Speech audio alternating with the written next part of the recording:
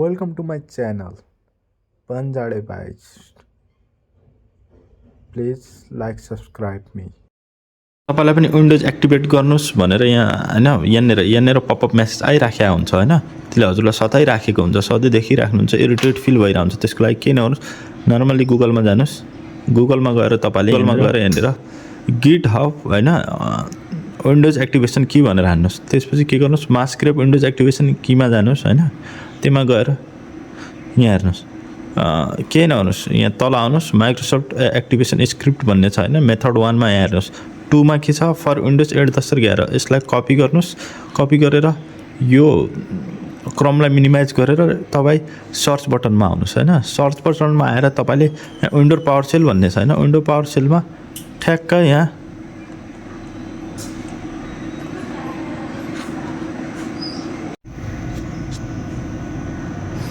हैन त्यो कपी गरेकोलाई यहाँ पेस्ट गर्नु र इन्टर गर्ने हैन इन्टर गरेपछि के हुन्छ हैन एकछिन हेर्नुस् अनि इन्टर गरेपछि यहाँ भयो विन्डोज कमान्ड प्रोसेसर भन्ने आयो हैन यसलाई एस गर्ने हैन एस गरिसकेपछि एकछिन पपअप हुन्छ पपअप भइसकेपछि तपाईले अब यहाँ हेर्नुस् माथि यहाँ देखिया छ अब के एक्टिभेट गर्ने भन्ने कुरो विन्डोज एक्टिभेट गर्ने हो कि हैन अफिस एक्टिभेट गर्ने विन्डोज अफिस आर यु गर्ने हो कि विन्डोज 1 गर्ने हो मैले चाहिँ विन्डोज 1 गर्ने भएकाले मैले यहाँ हेर्नुस् हैन अब भएकाले मैले चाहिँ यहाँ 1 दाब्छु हेर्नुस् 1 दाबे 1 दाबेपछि यहाँ एकछिन यो कमान्ड लिन्छ कमान्ड लिइसकेपछि एक्टिभेट एनीवे गो ब्याक हैन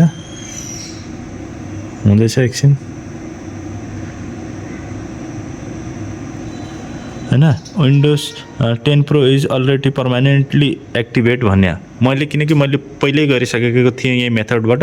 तपाईले यही मेथडबाट अरु कुराहरु पनि एक्टिभेट गर्न सक्नुहुन्छ जस्तै माइक्रोसफ्टको हुन्छ नि